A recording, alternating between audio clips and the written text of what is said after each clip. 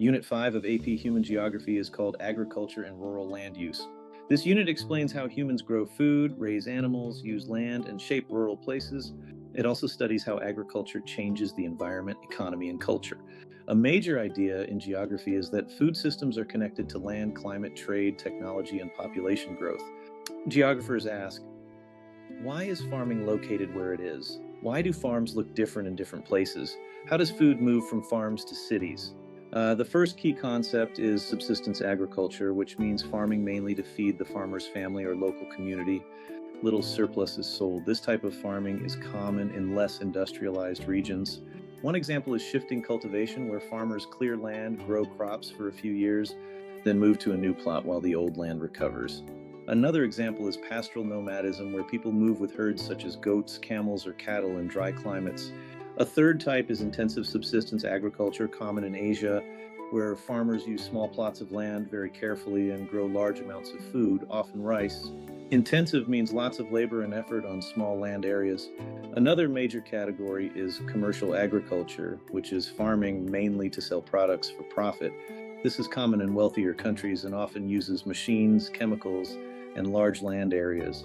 Extensive agriculture uses large amounts of land with less labor per acre. Examples include cattle ranching and grain farming in places like the Great Plains. Intensive commercial agriculture uses high inputs of money, labor, or technology to produce more on smaller areas, such as dairy farming or greenhouse vegetables. A famous model in this unit is the von Thünen model, created by Johann Heinrich von Thünen.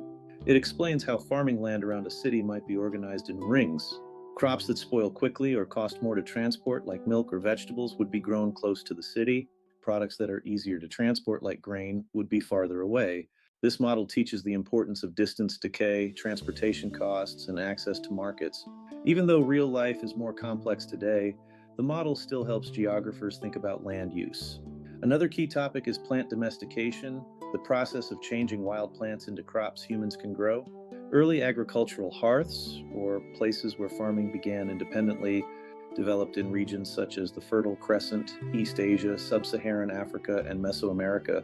Different crops spread from these hearths through diffusion, meaning the movement of ideas or goods from one place to another. Wheat, rice, maize, potatoes, and many other crops spread across the world over time. The second agricultural revolution happened when new tools, crop rotation, seed selection, and better farming methods increased food production, especially in Europe. This supported population growth and urbanization. Later, the third agricultural revolution, often called the Green Revolution, introduced improved seeds, irrigation, fertilizers, and pesticides in the 1900s. Introduced improved seeds, irrigation, fertilizers, and pesticides in the 1900s. Countries such as India and Mexico greatly increased grain production. However, the Green Revolution also created challenges such as water shortages, pollution, and dependence on expensive inputs.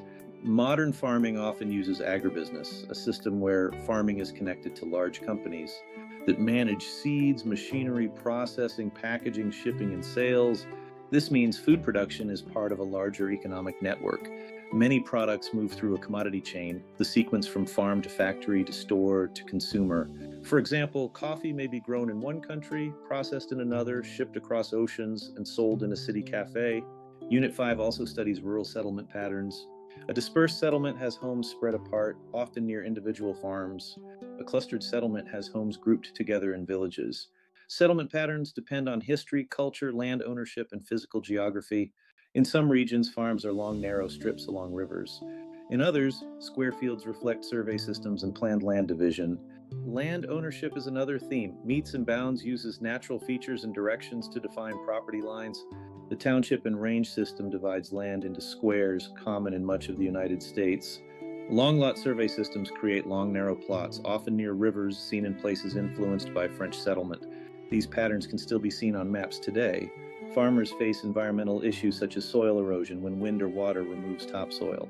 They may also deal with desertification, where dry land becomes less productive, often due to overgrazing or poor farming practices. Salinization happens when irrigation leaves salt in the soil, reducing crop growth. Climate change can shift rainfall patterns, increase drought, and create new risks for farming. Another important concept is food insecurity, when people lack reliable access to enough nutritious food. This may happen because of poverty, war, drought, poor transportation, or political instability. Even if food exists globally, it may not reach everyone equally. Geographers study how location, infrastructure, and economics affect hunger. Many modern consumers support organic agriculture, which limits synthetic chemicals, or local food movements, which encourage buying food grown nearby. Some cities use urban agriculture, such as rooftop gardens or community farms. These ideas show that agriculture is not only rural anymore. A major theme across Unit 5 is that agriculture shapes landscapes. When you see terraced hillsides, wheat plains, ranch lands, orchards, or rice paddies, you are seeing the result of humans adapting to place. A farmer checking soil moisture with a handheld sensor. Geography helps explain why one region grows rice, another raises cattle, and another exports fruit. To succeed in Unit 5, know the difference between subsistence and commercial agriculture. Understand the Thünen Model. Remember the agricultural revolutions and study environmental impacts. Also focus on how land use reflects economic decisions and spatial patterns. Food may seem ordinary, but to geographers it reveals how people organize space, use resources, and connect the world.